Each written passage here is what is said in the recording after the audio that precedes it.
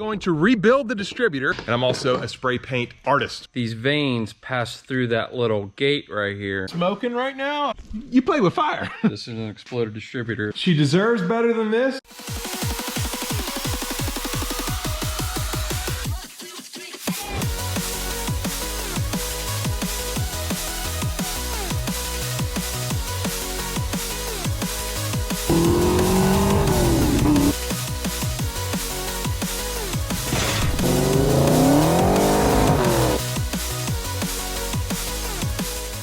Hello and welcome to Gearhead 704. I'm Matt, and today we are back on the SSP project. It's another upload, what feels like a plethora. How about that word? It is another upload, another video on my 88 SSP and the motor that is still not in the car, unfortunately.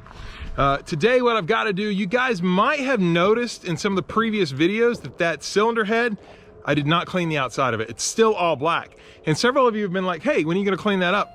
I intend to. The problem was I went ahead and opened up the motor before I cleaned it. And so if I clean it now, like the distributor is not in yet, even the spark plugs aren't in yet, so I could be washing all that crud down into my motor, which I don't want to do. So today, that's what the goal is, to basically get the motor all sealed up. I don't know how far I'm gonna get.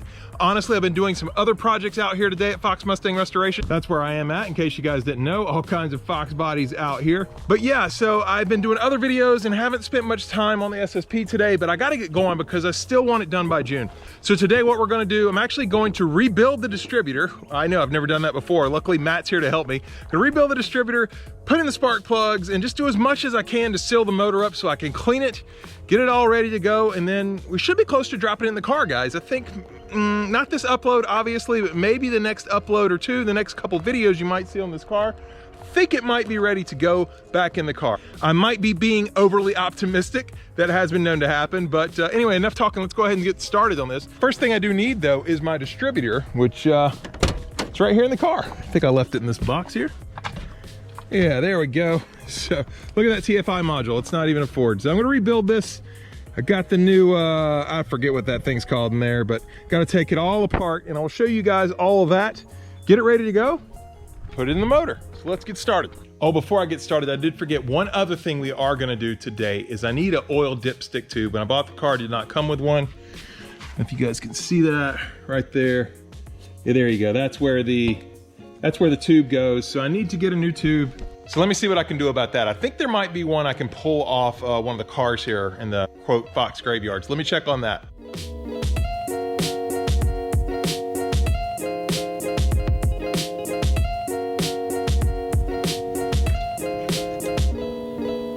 Whew, got it, guys, got it. Okay, got the oil dipstick tube off. Wanted you guys to see what it looks like before I clean it up.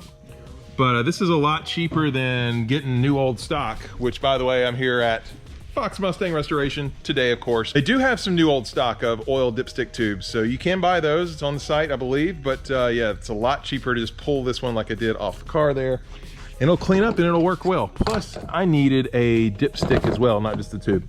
Anyway, let's go ahead and see how this thing cleans up.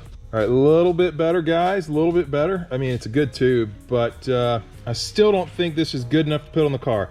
Time for sandblasting and painting. And there you go, look at that. That's a lot better right after sandblasting. I mean, like, it doesn't even look like the same piece at all. Check that out. I had all this rust down here. Yeah, that's looking good. Didn't show you guys that on video because I've done that before. I've sandblasted a lot of other things before, and I'm trying not to show you guys stuff that has been done before. So if you do want to see that, go check my previous videos, but I still don't think we're done here. I mean, it looks good for sure, but I think it needs some paint. And I'm also a spray paint artist, but not a professional, and not really an artist, but I'm trying. So I'm gonna go ahead and paint that, and then I'm gonna compare what it looks like with new old stock version, and let's see how close we can get, because this is gonna be a lot cheaper than that. It does need paint, but before I'm gonna paint it, I did notice this this was warped a little bit here, so I need to hammer that flat. I'll do that, then I'm gonna go on to paint.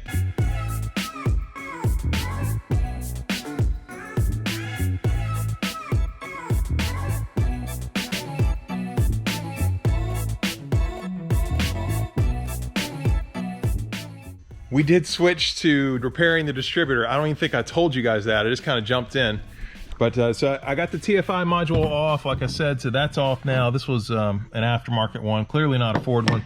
This is, of course, where the distributor cap goes on, and I went ahead, I took that off. That was just, you know, these couple of screws here. Got that off. So the next thing I'm going to do is try to knock these little pins out here. You can see them. There's one there. Yep, there's the other one. It's a little hard to see. It's right there by the gear. Get you guys in the light. Yeah, there you can see that a little better. So I've got to knock those two pins out. Gonna try to do that right here, set it up and see if I can knock it through. Yeah, we're rebuilding the whole thing today. If you're already here, you already have it disassembled at this point, you might as well go ahead and rebuild it.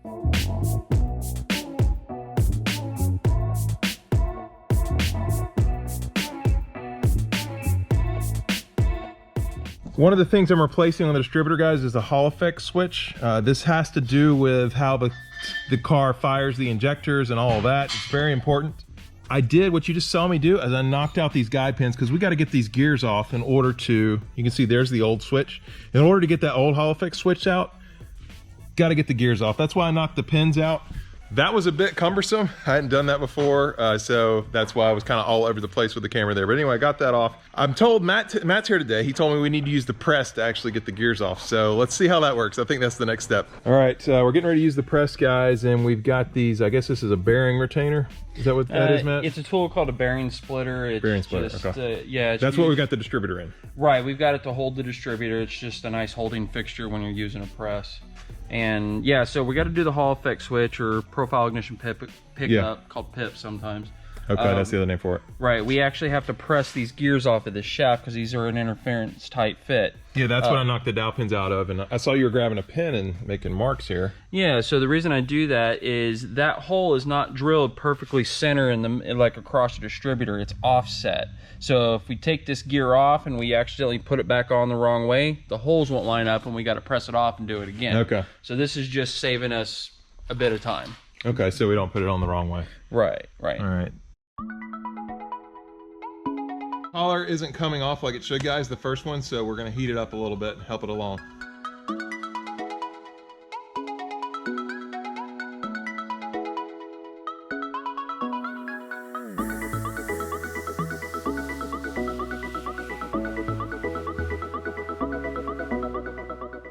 Distributor is pulled apart. It's almost time to put the new Hall effect switch in, but the first thing is I did try to clean the housing. I did not clean the housing too well, or basically I cleaned it as well as I could, but a lot of that grime and stuff was still coming off. So Matt over there back on the sandblaster, he grabbed it. He's doing a little sandblasting for me. I'm doing a lot of sandblasting myself as well, guys. And yeah, that's just what you have to do, sandblasting and painting. But let me go ahead and grab my oil pan dipstick tube.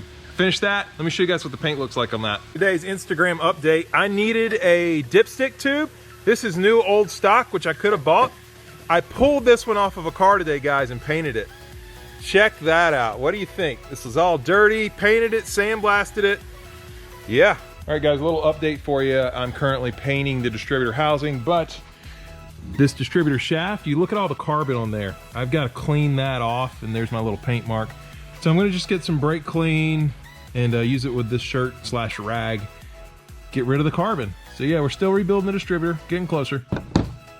All right, so the distributor has been painted now, guys. Check that out. It looks a lot better, for sure. So now I've got to get the old Hall effect switch out. So I'm gonna do that real quick.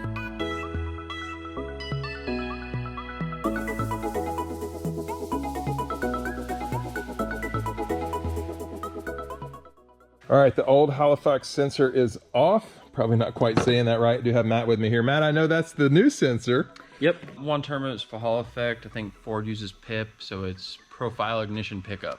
Okay. So it basically, it tells, as the distributor spins, these vanes pass through that little gate right here, and so there's a little magnetic switch, and every time one passes, it'll turn the switch off, then turn it on. That's an off and on signal that tells the computer when to fire each cylinder, and it tells the computer and the ignition module when to fire the injector and the ignition. And you can end up in a situation where it's kind of starting to break down, which can cause some intermittent issues, right? Yeah, like Peaches, I had a little bit of a low RPM, little stutter or jump, and I ran it on the oscilloscope, and instead of having a nice square pattern or square pattern with a little squiggle at the end for the timing adjustment. It was just like real erratic. None of the squares were the same, and it turned out that the switch was working enough to fire the car, but it wasn't working properly. So I had horrible gas mileage and loss of power and that weird vibration. Yeah. So. And so a lot of guys, though, they think that weird vibration is a big cam, but Peaches has a stock cam. Right, exactly. Yes. So that wasn't what it was. All right. So yeah, we got a painted housing, and I guess, is it time to put all this together? What do we got here? Yeah, this is basically your distributor. This is an exploded distributor. Yeah, so I exploded it, which was fun. Yeah, you did. You're learning. You're doing good. Thanks. Yeah, so this is like, you know, your distributor cap adapter that goes onto the housing. Here's your sensor. So this is the bracket and the screws that hold the sensor on. Yeah, the bracket slid right out of there. Yep, right in there, and it locks in right inside there. You got your new O-ring. Okay, so we'll cut the other one off. Yep, cut that one off. I got your rotor, which we'll replace a new one. We got a TFI module, right? Cheap aftermarket. It looks like a standard. We'll probably get you a Ford one to make sure you don't have any problems. Woo, we like Ford here. Yeah. the screws for your ignition module, and then of course the distributor's drive shaft and the gears. I don't know if we showed this yet, guys. I showed it earlier, but it cleaned up really well with that brake cleaner, honestly. And then also we hit it with a polishing machine. Yep. Which is cool. I'm getting to use that more. So. Exactly. You can see it. That was in another video, but I didn't show that today. We're ready to assemble it. All right, and we got to press the gears back on, right? Yep. So we're going to line things up, right? So that'll be... Right. This will go on the bottom. This will actually go like this. Yeah. Like this. Okay, and then we've got a mark on the actual shaft. Yeah, and this is why you have to take it apart. This sensor, the shaft actually goes through it. So that's why you have to take it apart. That's why I had to disassemble it. Okay. Right, exactly. Disassemble it, I mean. Yeah, disassemble. Yeah. So. Okay. All right, well, we're going to press those back on, and I think we'll just time-lapse that part, and we should have a distributor after that. Sounds good. Hopefully. All right, we'll find out.